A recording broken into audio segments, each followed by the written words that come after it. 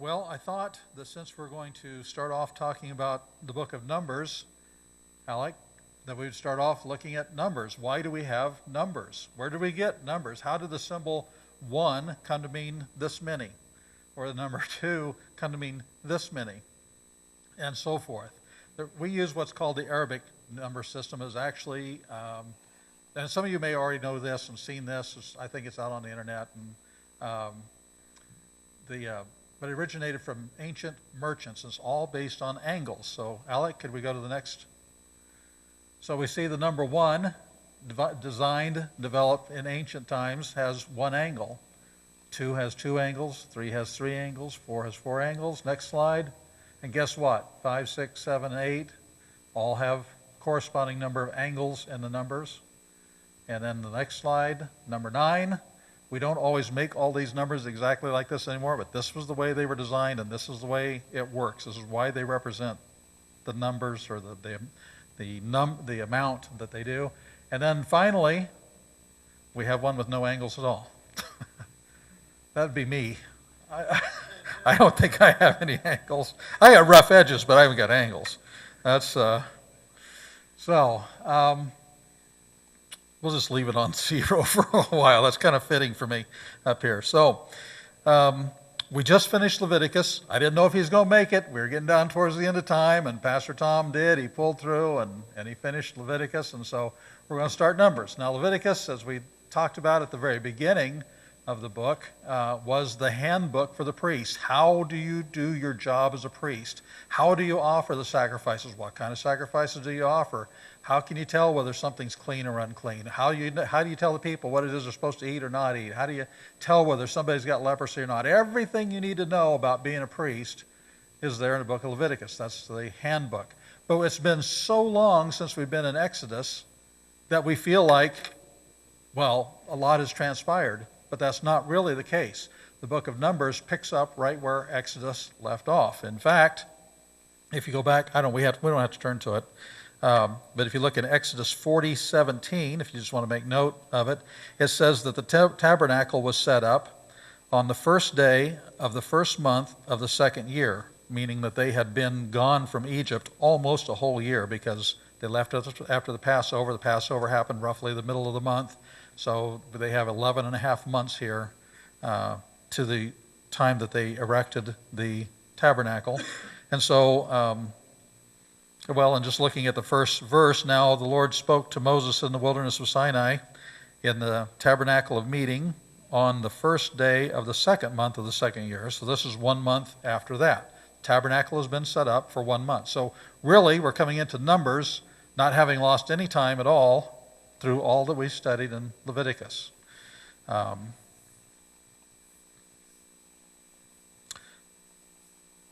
Okay, I think that's good enough on that. They have been at Sinai for about 9 months because it says in Exodus chapter 19, verse 1, that it was in the 3rd month that they arrived at the wilderness of Sinai.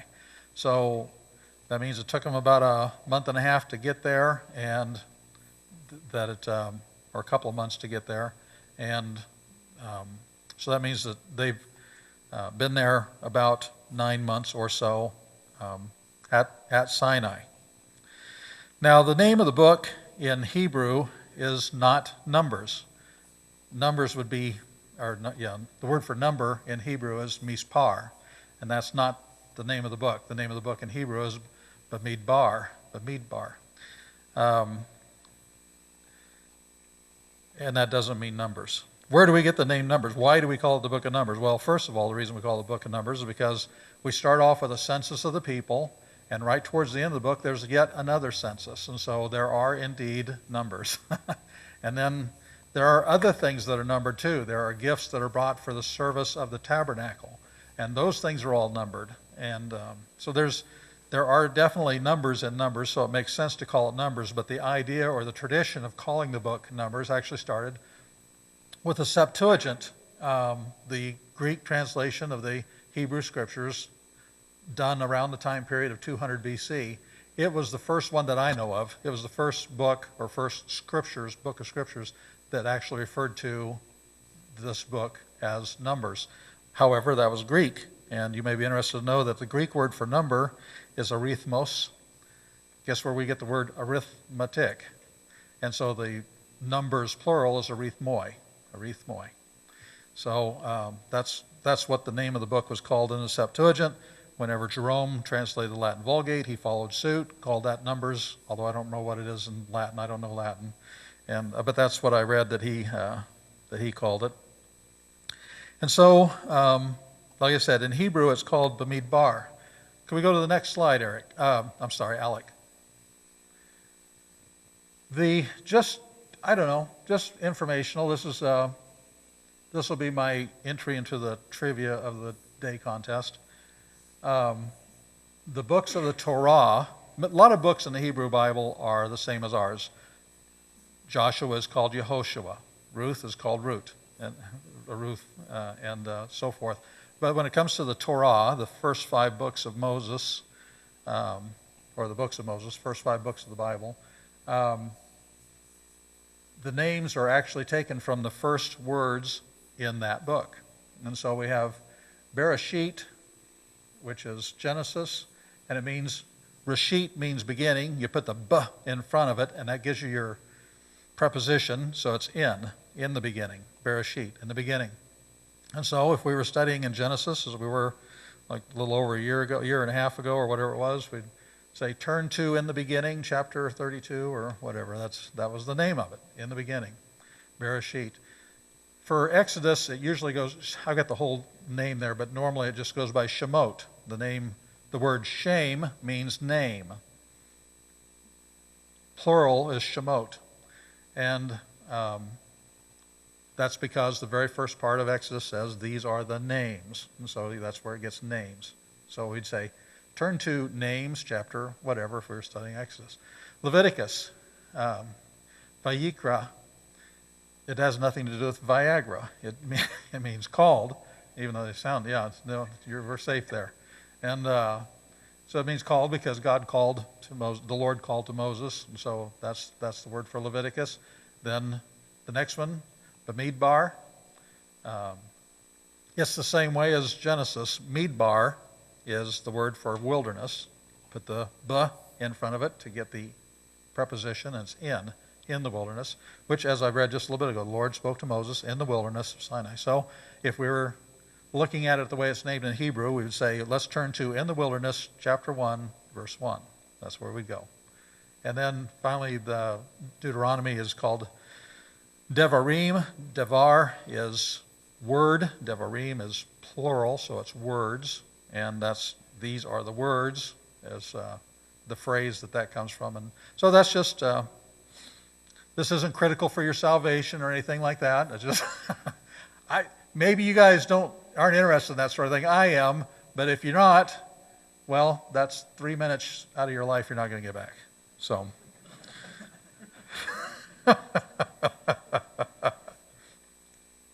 All right.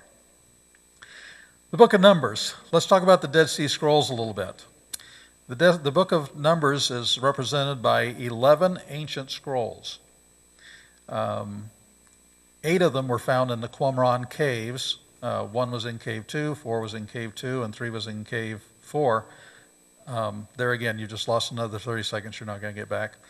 Then there were, so that's 8 of them were found in the Qumran caves, and 3 more were found a little farther south. Alec, could we go to the next one? Thank you. So where is Qumran? We talk about the Dead Sea Scrolls from time to time, and maybe you just never really thought about where they come from. I forgot I had this. I could have been using this. So here we got some context. Dead Sea, Jericho, Jerusalem. There's where Qumran is, right there. Now, there were 2 manuscripts, and 8 were found there in the caves in that area. 2 were found down here at the Nahal Hever, and 1 was found here at the Murabaat. So that would account for the finding of all 11 of them. Between them all, let's see, that they represent every chapter except, I think it's 6 and 34. So there's a really good representation of these really, really ancient manuscripts of the book of Numbers. The book of Numbers, why is it here? Okay, we already established that not much time has taken place between Exodus and Numbers. Leviticus was virtually, 1 month. Not even that, because later on, if we get to, I believe it's chapter 9, it actually goes back in time a little bit, 1 month. And so it really is right up against the book of Exodus chronologically. So we've already established that. So why Numbers? Well, the people they've been slaves all their lives. There wasn't a one of them who had not been a slave, maybe except for Moses, okay, because he was raised in Pharaoh's house as Pharaoh's daughter. But outside of him, pretty much everybody else had been slaves all of their lives. So you had all of these people.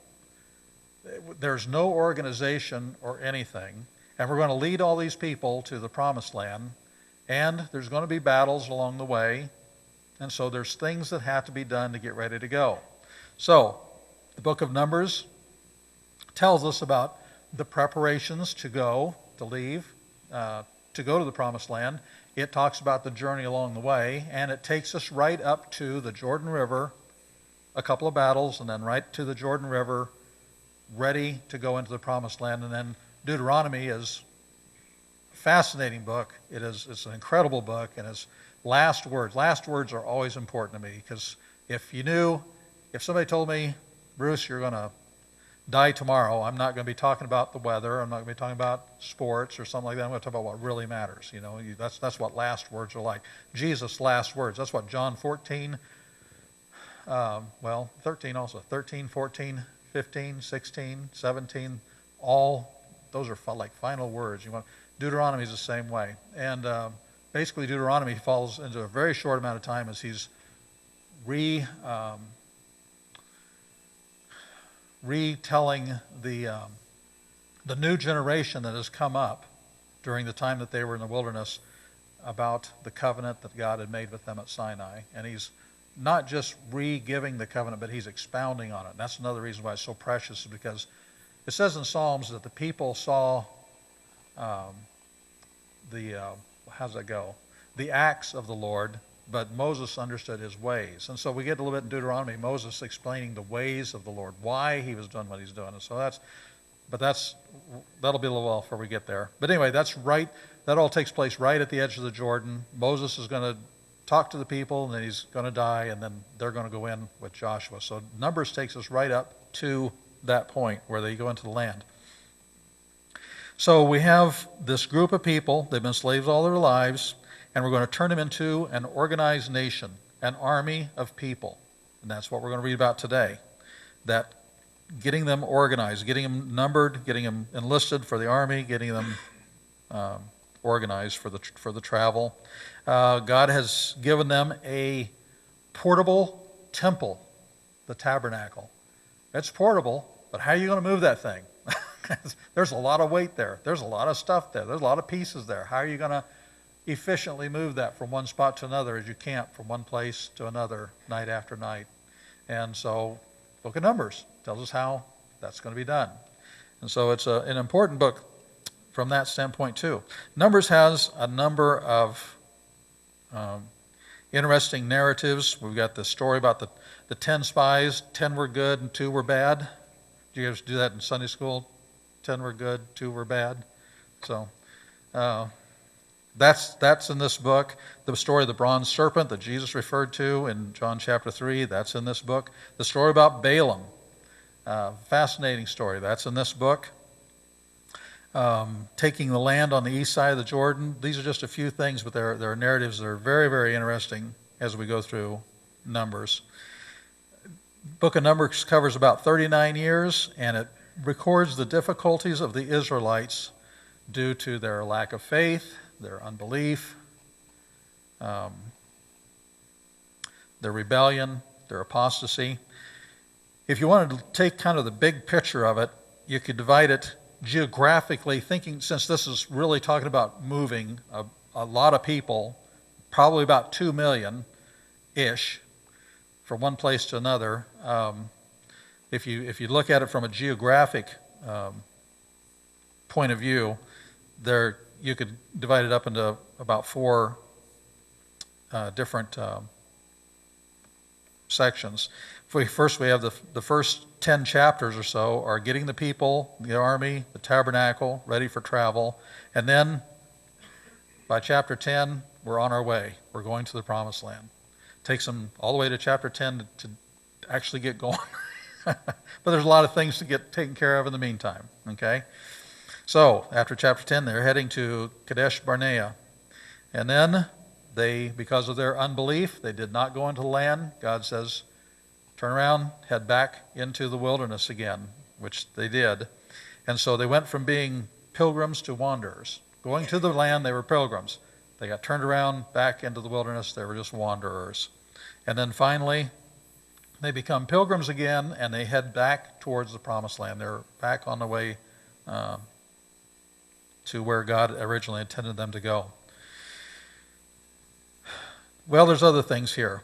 How do we get set up with where the Levites are helping the priests, Aaron's descendants? Well, that's here for us in the book of Numbers also. So I think that covers pretty much all I wanted. So let's that for the starters anyway. I'm not done. This is just the preliminary introduction of the book. And so let's go ahead and turn to In the Wilderness, chapter 1, verse 1. Now the Lord spoke to Moses in the wilderness of Sinai in the tabernacle of meeting on the first day of the second month in the second year after they had come out of the land of Egypt, saying, take a census of all the congregation of the children of Israel by their families, by their fathers' houses, according to the number of names, every male individually from 20 years old and above, all who are able to go to war in Israel. You and Aaron shall number them by their armies.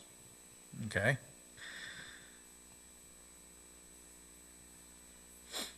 When it says the second year, we think of like 2 years. Like when you have a baby and the baby becomes 2 years old, it means they've completed 2 full years of life. They are actually starting their third year. In Hebrew numbering, the second year means you've finished one, you're in the second one. So that's what they've been a little over a year since they left Egypt. We see that the Lord, all capital letters, which is the signification of the divine name, Yahweh, that he's the one who spoke. That's taken from the Hebrew to be verb. And he spoke to Moses at the tabernacle of meeting, or at the tent of meeting. Back in Exodus, there was a verse, back in chapter 33, where it said that Moses set up a tent outside of the camp, and he called that the tent of meeting. As far as I know, that's the only place that tent is called the tent of meeting. And in the other 140 verses, 139, the other 139, 140 total, it's referring to the tabernacle. So this is at the tabernacle. The command is to number all the children of Israel by their families, by fathers' houses, according to the number of names, every male individually. So the numbers we see, this is just the men. It's just the men 20 years old and above who are able to go to war. It's interesting that there's no upper limit on that. Well, till they get to be 60 and then they can retire or whatever. Is every man, if you were 20 or above, you were expected to rise to the occasion to defend your wife, to defend your children, to defend your neighbor, to defend the widows, to defend the orphans. You were supposed to, it's like Helm's Deep. I don't know if you're familiar with Two Towers by Tolkien, but they had everybody on the wall that they could get there to for the battle. And this was kind of the same way. If you were over 20, if you were a man over 20, you were expected to be ready to fight. Now, that's a daunting task. You and Aaron shall number them by their armies. But God's got that worked out. Verse 4, and with you there shall be a man from every tribe, each one the head of his father's house. These are the names of the men who will stand with you. God chose these people by name. This isn't Moses' choice. This wasn't Aaron's choice. God picked the help for them, and he picked these guys by name. God told him who was going to help him. one man from each tribe. From Reuben, Elizur, the son of Shedeur. From Simeon, Shelumiel, the son of Zurishaddai. From Judah, Nation, the son of Aminadab. From Issachar, Nathaniel, the son of Zuar. From Zebulun, Eliab, the son of Helon. From the sons of Joseph, from Ephraim, Elishama, the son of Amihud. From Manasseh, Gamaliel, the son of Pedazur. From Benjamin, Abidan, the son of Gideoni. From Dan, Ahiezer, the son of Ammishaddai. From Asher, Pagiel, the son of Okran. From Gad, Eliasaph, the son of Duel. From Naphtali, Ahira, the son of Anan. These were chosen from the congregation, leaders of their fathers' tribes, heads of the divisions in Israel. All right, stumbled through some names here. We're going to make it worse. Getting some help. These are not necessarily, the tribes of Israel here are mostly in birth order, but not exactly. Levi would have been the third by his wife Leah. Reuben and Simeon were the first and second. So we have Leah's children first, then Rachel's, but Bilhah's, which was Rachel's maid, and Zilpah, Leah's maid, they're mixed together and they're not in birth order, which would be Dan, Naphtali, which would be Bilhah's, and then Gad and Asher would be Zilpah's. So it may seem tedious, but every word of God is inspired. And it's like Jason was saying earlier before the worship time, every name is important. When I read through the Bible, my annual pilgrimage through, when it comes to a list of names, like in a genealogy, I hit every name. Every name is important. It's there for a reason. Their names are in the Bible. Mine's not. It's there for a reason. I try to remember, each name represents a whole life.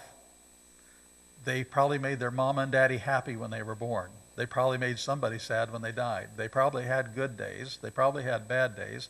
Probably had days where they were sick. They probably had days where they felt pretty good. There's a whole life. And people are important to God. And that's the same whether it's whether we're talking about the numbers that we're going to be looking at or names that we come across in the Bible. I always read every name because God gave it to us for a reason.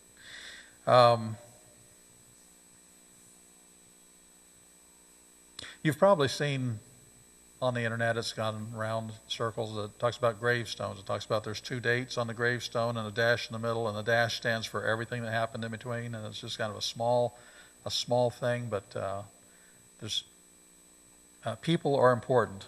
God so loved the world that he gave his only begotten Son. God wants to save people. He's not willing that any should perish, but that all should repent. It says that he does not delight in the death of the wicked, but that they would turn from their wicked ways and live. And so God is very interested in people.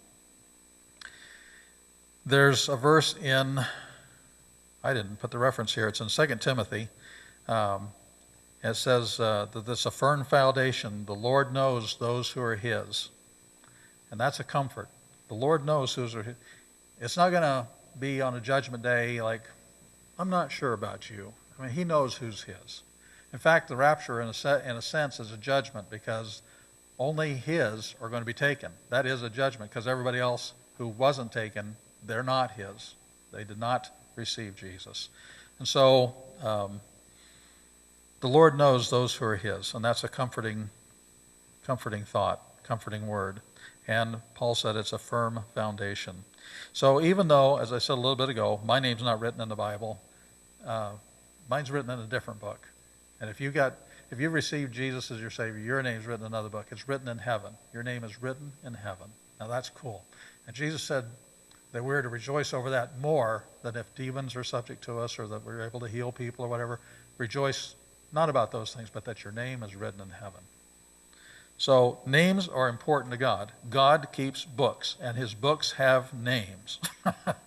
So this is an important thing. But I want to take a look at some of these names.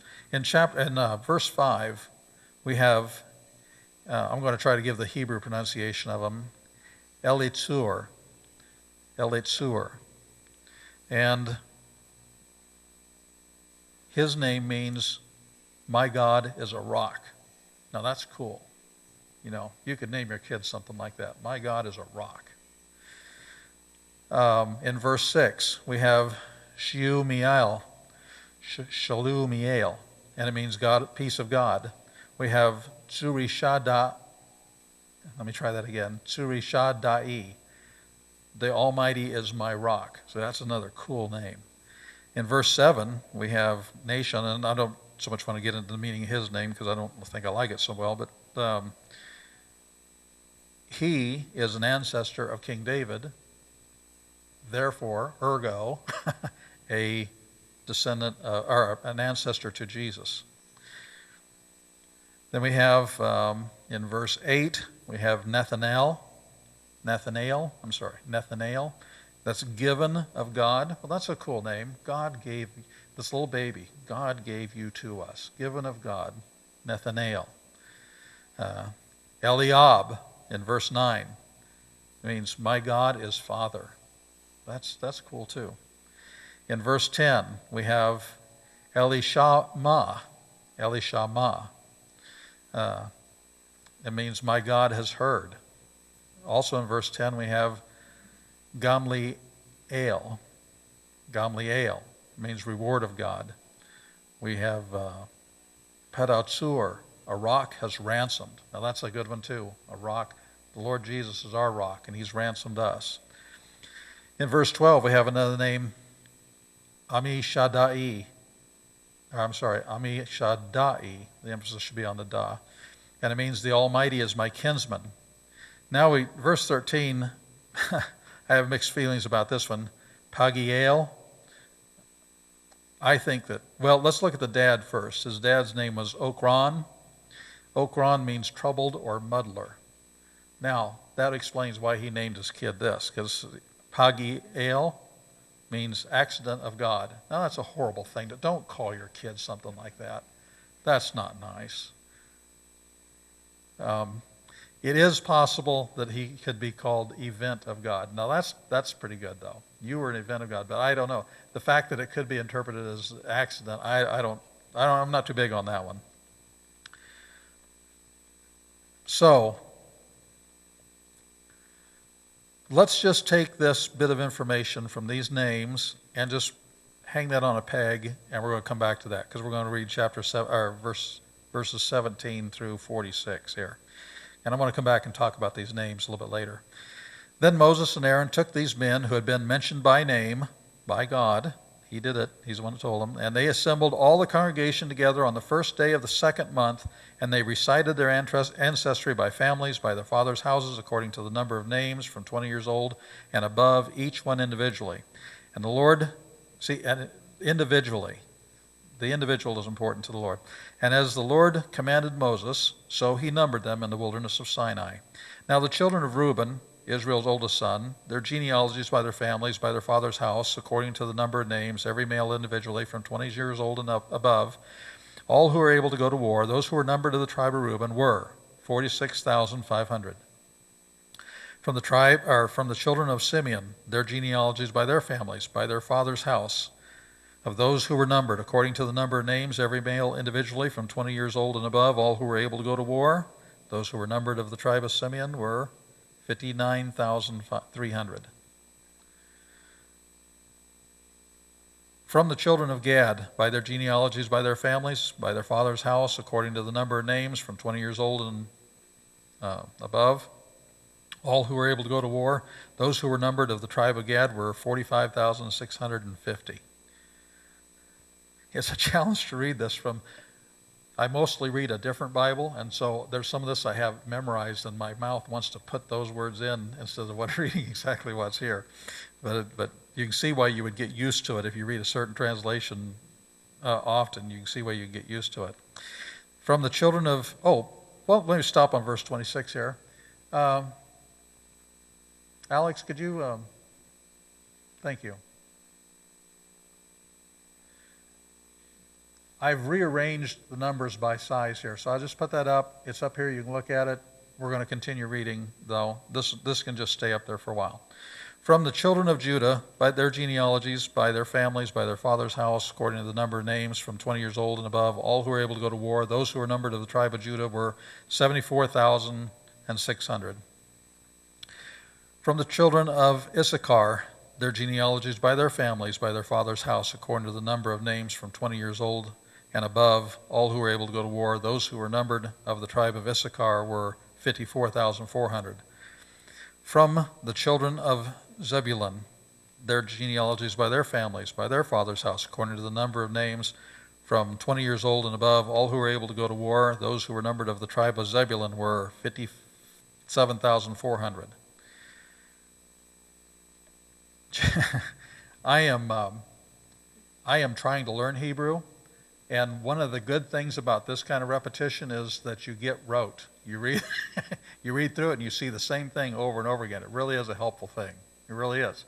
If you're trying to learn Hebrew, because you get to see the words over and over and over again. From the sons, and that's another thing. This is kind of a bunny trail thing, but when you are trying to read Hebrew, it's one of the challenging things is that you will see words you recognize, and you're trying to read these words, and you go, wait a minute, this isn't making sense to me. And it's because names are like the names we had up earlier, where it actually says something like in the wilderness, or they're actually words, and so you're trying to read the words. You go, oh, wait a minute, this is a name. It's not saying this. It's referring to a place or a person or something. That's one of the I've run into that. That's one of the things you have to keep in mind. So if you're going to learn Hebrew, that'll help you out maybe. Verse 32, from the sons of Joseph, the children of Ephraim, their genealogies, by their families, by their father's house, according to the number of names, from 20 years old and above, all who were able to go to war, those who were numbered of the tribe of Ephraim were 40,500. From the children of Manasseh, their genealogies, by their families, by their father's house, according to the number of names from 20 years old and above, all who were able to go to war, those who were numbered of the tribe of Manasseh were 32,200. From the children of Benjamin, their genealogies, by their families, by their father's house, according to the number of names from 20 years old and above, all who were able to go to war, those who were numbered of the tribe of Benjamin were 35,400. Of the children of Dan, their genealogies, by their families, by their father's house, according to the number of names from 20 years old and above, all who were able to go to war, those who were numbered of the tribe of Dan were 62,700. From the children of Asher, by their genealogies, by their families, by their father's house, according to the number of names from 20 years old and above, all who were able to go to war, those who were numbered of the tribe of Asher were 41,500. From the children of Naphtali, their genealogies, by their families, by their father's house, according to the number of names from 20 years old and above, all who were able to go to war, those who were numbered of the tribe of Naphtali were 53,400. These are the ones who were numbered, whom Moses and Aaron numbered, with the leaders of Israel, the guys who were named earlier, 12 men, each one representing his father's house. So all who were numbered of the children of Israel by their father's houses from 20 years old and above, all who were able to go to war in Israel, all the numbered were 603,550. Okay, let's stop there. So that's, Moses had plenty of time to write these things down as they're counting all these people, and so I think that might be why we see some of the repetition that we see. I don't want to get into the details of it, but there's people out there trying to say this number, 603,550, that this is a difficult number. It's a difficult number because if you have that many men who are 20 years old and older who are able to go to war, they're quite likely married, so there's going to be that many wives, and there's going to be children as well. And so they, you go, well, it's not very hard to get from there to about 2 million people-ish, somewhere in that. We don't know exactly how many. And that's a lot of people to provide water and food and just to move the whole thing. That's an awfully hard thing. So there's people who try to say, well, maybe the numbers really didn't mean what they look like they mean. Maybe they really meant, instead of like Judah 74, maybe they meant like 74 groups or families, and there were 600 others who didn't fit in those families right, or something like that. And they try to pare it all down. But the problem is that none of those things hold water. None of those things make sense. We should always look at the Word of God and take it literally unless it gives us a reason to do otherwise. Like he spoke to them a parable saying, okay, well, then we're not going to take that literally because we're told it's a parable. Okay, it's supposed to represent something. But we're supposed to take the Word of God and understand it literally. And if you say that the word for 1,000 doesn't work in this passage, well, then we got a problem with others, with other passages. It just doesn't work to try to make these other excuses. None of them hold water, and that's why I'm not going to give them any attention. A literal understanding of the numbers that is given here is the only way, that's the only consistent way that makes sense. And this does make sense. Now, all these numbers, and here we have them, Judah was the largest, then Dan, Simeon, Zebulun, Issachar, Naphtali, Reuben, Gad, Asher, Ephraim, Benjamin, Manasseh. Manasseh was the smallest. Now, to be fair, Manasseh, okay, so we have 12 tribes, right? But Levi's not in there. So is it a baker's dozen? No, not really. Jacob did have 12 sons, and those are the 12 tribes of Israel, Levi among them. However, Joseph, who was sent as a slave in Egypt, had 2 sons that were in Egypt. Jacob adopted them. And so he said, they will be to me like Reuben and Simeon. So he adopted them. And so they are counted. You don't see Joseph's name up there at all. It's because Joseph is represented by Manasseh and by Ephraim. Joseph was the firstborn of his favorite wife, and he got the double portion. That was the way it worked. The firstborn got a double portion. The firstborn had to take care of the parents. It only makes sense that he would get the double portion to be able to do that. And in this case, since Joseph got the double portion by having both Ephraim and Manasseh, you'd have to add both of those together. You did find out that they would have come in, second or third place here, 72,700. So they would have come in second place if you just said the tribe of Joseph. So now we got this whole army. This is a people's army. This isn't like they're trained warriors, because you're not going to have guys my age out there crawling around on their elbows, and doing stuff like that as a real army fighter. But they were guys who could come out. They could use a spear, or they could use a sword or something. And so it's a citizens, a people's army, and not a bad size. And this is going to be used for mobilizing the people here in just a little bit when we get into chapter 2. What I also want you to realize is that this is a body count. This is a body count because every one of these saved 2. So 603,548 of them died in the wilderness. God says you're not going into the land till every one of these guys is dead. This is a body count. Because of their unbelief, because of their rebellion, they were not allowed to go into the land. They died in the wilderness, except for Caleb and Joshua. They're only 2. And they would have fit in the census here. They would have fit in the count. And Caleb's from the tribe of Judah, and Joshua's from the tribe of Ephraim. So they would have been in these numbers. It's a sad thing. So you look at these names that we looked at earlier. All these cool things. My God is a rock. The Almighty is my rock. The Almighty is my kinsman. Known of God. Oh, I don't think I read that one, but yeah, that's another one. A rock has ransomed. We got all these cool names. Did you know what? Jesus in the book of Revelation, chapter 3, verse 2, says, I know your works. You have a name that you are alive, but you are dead. They have names that they are alive, but they are dead. May that never be said of us, who name the name of Jesus and say we belong to him, but that we would live lives, that the testimony of our lives would be that, yes, I know by the way he lives that he is a follower of Jesus Christ. And we don't have just a name that we're alive, but that we and that we're dead, but that we truly are alive. And it's all about not what your name is or not your works about your name, but about a personal relationship with Jesus Christ.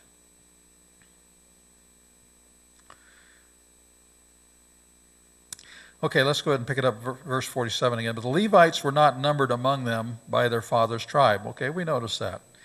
For the Lord had spoken to Moses, saying, only the tribe of Levi you shall not number, nor take a census of them among the children of Israel. So they were excluded from this army service. But they're not excluded from service. They got a whole other thing to do. Verse 50, but you shall appoint the Levites over the tabernacle of the testimony. Remember how we talked about we got to move this thing around? That's their job, all right?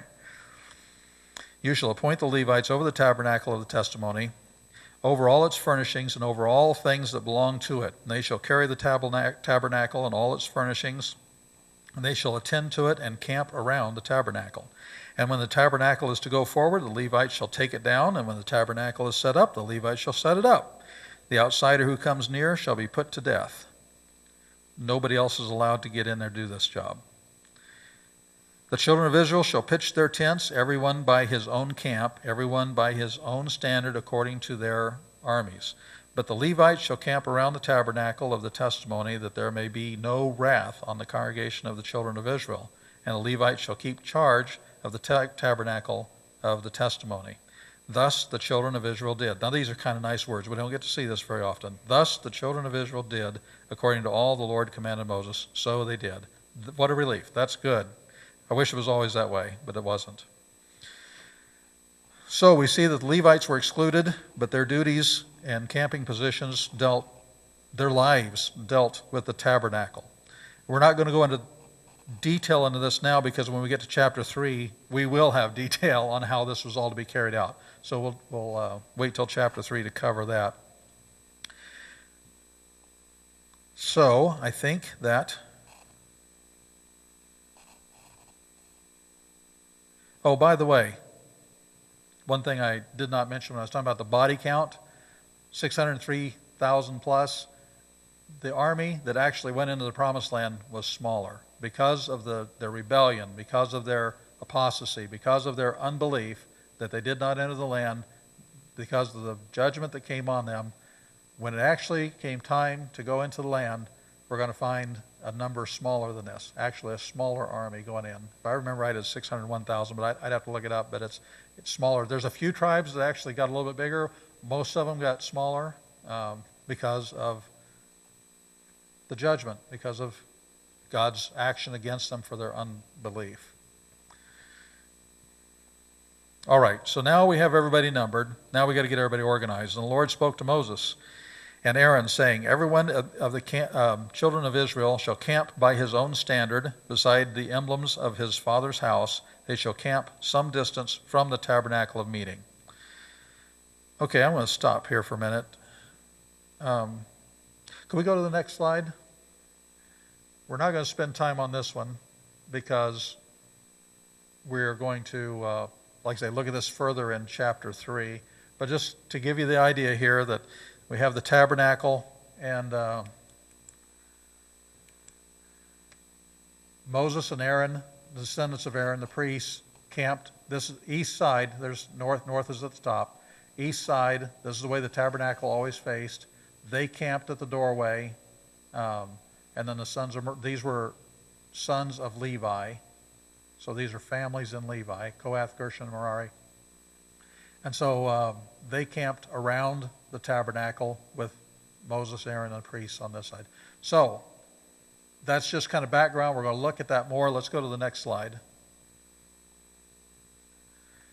Now we're going to have the camping positions of the tribes. And so I have Merari, Kohath, Gershon here, tabernacle, and that's pretty small. I didn't get a P in it for the priests, for Moses. That's where they were. So that's what we looked at in the previous slide. Now we've got the entire camp around this. And the camps were divided up 3 tribes to a side of the tabernacle. These numbers are the total for these tribes. So on the east side, the same orientation, north of the top. On the east side, we had Judah, Issachar, and Zebulun. We're going to read that. And they totaled all their men together, all the men 20 years old and above who can go to war, 186,400. That's 31% of that total that we looked at, that's 603,550 people. That's 31%. And so that's what these are. I didn't have room for the 18 over here because this was a smaller, this is 18%, 25%, 26%. So these are almost identical in size in the grand scheme of things. So this was the way the camps position themselves. This, by the way, is the last slide.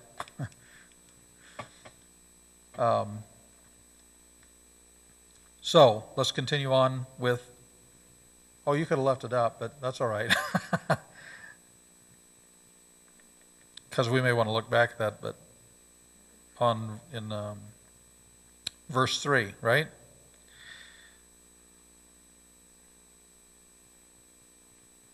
On the east side, toward the rising of the sun, those of the standard of the forces of Judah shall camp according to their armies, and Nahshon the son of Amminadab shall be the leader of the children of Judah, and his army was numbered at 74,600. Those who camp next to him shall be the tribe of Issachar, and Nethanel the son of Zuar shall be the leader of the children of Issachar, and his army was numbered at 54,400. Then comes the tribe of Zebulun, and Eliab the son of Halon shall be the leader of the children of Zebulun, and his army was numbered at 57,400. All who were numbered according to the armies of the forces of Judah, 186,400. These shall break camp first. So, whenever they camped,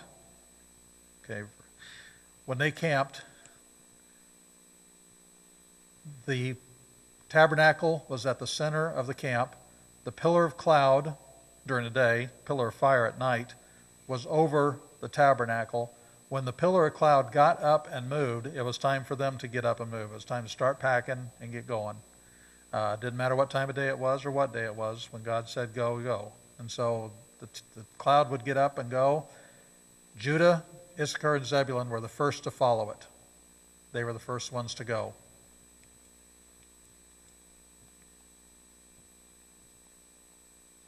On the south side shall be the standard of the forces of Reuben according to their armies, and the leader of the children of Reuben shall be Elizur, the son of Shedeur, and his army was numbered at 46,500. Those who camp next to him shall be the tribe of Simeon, and the leader of the children of Simeon shall be Shelumiel, the son of Zurishaddai, and his army was numbered at 59,300. Then comes the tribe of Gad, and the leader of the children of Gad shall be Eliasaph, the son of Ruel, and his army was numbered at 46,650. All who were numbered according to the armies of the forces with Reuben, 151,450 shall be the second to break camp. So after Judah, Issachar, and I got to underline. The one to underline is they're kind of like the chief tribe. So Judah, Dan, Ephraim, Reuben. Once they got going, these people went next. Then, after they go, the tabernacle of meeting shall move out with the camp of the Levites in the middle of the camps. As they camp, so shall they move out, everyone by his place, by their standards. On the west side shall be the standard of the forces of Ephraim, according to their armies. And the leader of the children of Ephraim shall be Elishama, the son of Ammihud. And his army was numbered at 40,500. Next to him comes the tribe of Manasseh, and the leader of the children of Manasseh shall be Gamaliel, the son of Pedazur, and his army was numbered at 32,200. Then comes the tribe of Benjamin, and the leader of the children of Benjamin shall be Abidan, the son of Gideoni, and his army was numbered at 35,400. All who were numbered according to their armies of the forces with Ephraim, 108,100, and they shall be the third to break camp. So, these went first, these went second, then they moved the tabernacle, and then these went third, and finally we'll get to the tribe of Dan. The standard for the forces with Dan shall be on the north side according to their armies, and the leader of the children of Dan shall be Ahiezer, the son of Ammishaddai. And his army was numbered at 62,700. Those who camp next to him shall be the tribe of Asher, and the leader of the children of Asher shall be Pagiel, the son of Ochran. and his army was numbered at 41,500. Then comes the tribe of Naphtali, and the leader of the children of Naphtali shall be Ahira, the son of Anan, and his army was numbered at 53,400. All who were numbered with the force of the forces with Dan, 157,600. They shall break camp last with their standards. So that pretty well rounds out all of the people, how they were positioned. Now, if you just kind of do this, what does that look like to you? It looks like the cross. And we know that whenever Balaam was brought to curse the people, he would stand in a high place and look down at them. What is it that he saw? You know, he saw the shape of a cross. It was like a sign to him, an Old Testament sign for a New Testament thought. So we have the marching order, and let's just go ahead and finish it. Finish the chapter. These are the ones who were numbered of the children of Israel by their fathers' houses. All who were numbered according to their armies of the forces were 603,550, but the Levites were not numbered among the children of Israel, just as the Lord commanded Moses. Thus the children of Israel did according to all that the Lord commanded Moses. So they camped by their standards, and so they broke camp, each one by his family, according to their fathers' houses. So now they've got everybody organized. We have, that actually looks more like an army now. It's not just a bunch of slaves out in the wilderness taking up a lot of room. There's actually order. And so they know when the trumpet sounds, which we haven't talked about that yet. That's chapter 10, where they make the trumpets and they sound the trumpet. They know how they're supposed to march out, and they go out in order, and everybody's got a standard that they rally around for each one of these camps. And so now they're organized for travel. Now some have speculated that these standards that the people had, that mentions back in verse 2, that they may look like the faces of the cherubim. But the Bible does not say that. As near as I can tell, that has just a later thought at some point. It's not, the Bible never tells us what they look like. So I cannot tell you that that's what they were. I would just say I don't know what they look like, that it's conjecture to say that they look like anything in particular. In verse 3, we had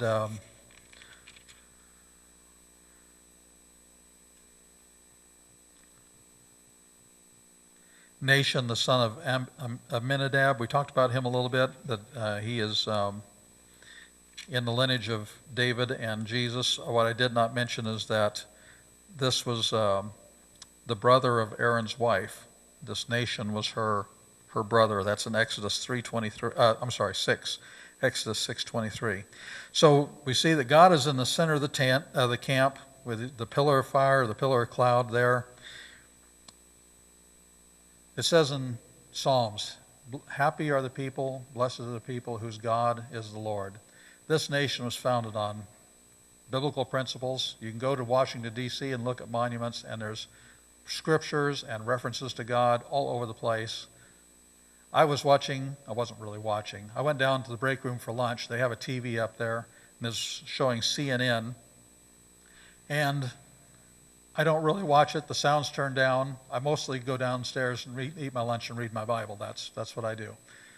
But I noticed the banner on it, and it said, "The new family, parents who are just good friends." And all the people on CNN are smiling, and oh, this is a marvelous thing. They're just good friends. There's no real commitment here or anything, that they're going to have children, and what a nice thing this is. And I thought, oh, fornication, what a new idea. Nobody ever thought of that before. Fornication, that's what it is. What happens whenever they're not friends anymore? What happens when they get one another mad? What happens to these children? What happens with the legalities of who gets to keep the children, or who gets to visit the children, or all this stuff? There's a whole lot of stuff that's not thought about in all this smiling that's going on, and all this stuff about, the new family thing. They spent a long time on it. Not that I watched it. I read my Bible. I'd look up. They're still talking about it. I can't believe it. I read the Bible some more, and I'd look up later. They're still talking about it. How long are they going to talk about this? This is terrible. And how far we've come down. I tell you what, I think the media are leading us in the charge down the sewer as far as American society is concerned.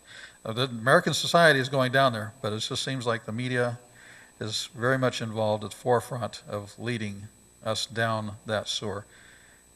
Very sad for a nation who started off with God at the center of the camp. There's some things we can't do much about.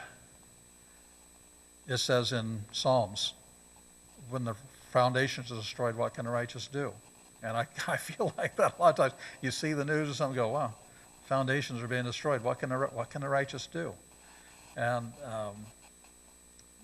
the thing is, God is not caught off guard by this, and nor is this too big of a problem for him to handle. He will indeed take care of it. And I long for the day, I'm sure as do most all of us here, the day when Jesus comes back and he establishes a government that is based on truth and righteousness and justice. There won't be any more Islam. There won't be any more Jehovah's Witnesses. There won't be any more Mormons. There won't be any isms.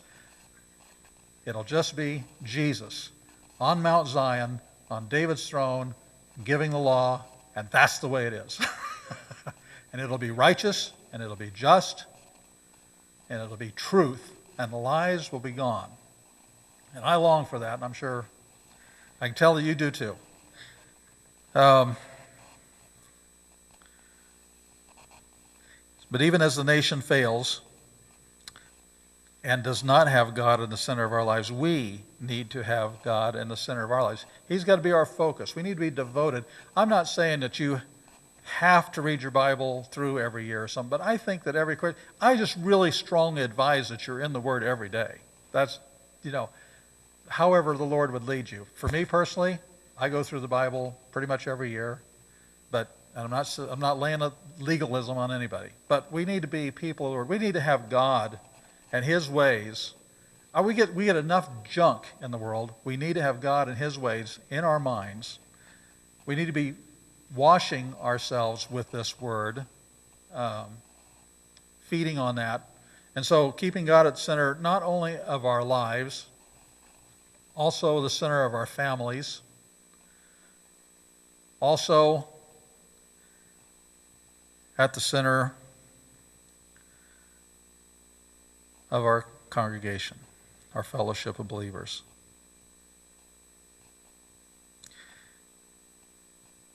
When we were in Israel several years ago, we were actually up by the Mount of Olives, and we could look to the west and see Jerusalem, the Temple Mount. And as we were standing there, the tour guide talked to us, Shimon, which is Simeon, by the way. Shimon talked to us, and I said, can I say something? He said, yeah. And I said, look here. I said, look, we're on a mountain. There's a mountain. The mountain, mountain, mountain, mountain. I pointed out peaks of mountains all around Jerusalem. And then I pointed out that in Psalm 125, it says, those who trust in the Lord shall be as Mount Zion, which shall not be removed, but abides forever. As the mountains are round about Jerusalem, so the Lord is round about his people. From henceforth even forevermore. And so and then let's go a little farther than that. We're supposed to trust in the Lord. We'll be as Mount Zion. We'll be at the center of what he's taking care of. And then in Psalm 139, it says, you have hedged or enclosed, either word is possible there, you have enclosed me behind and before and laid your hand upon me. He has got us covered. And so I just want you to be encouraged with some of these words on, we put God at the center of our lives, at the center of our families, at the center of our fellowship, and God puts us in the center, and he surrounds us and takes care of us. And we won't be a part of the body count that we looked at earlier.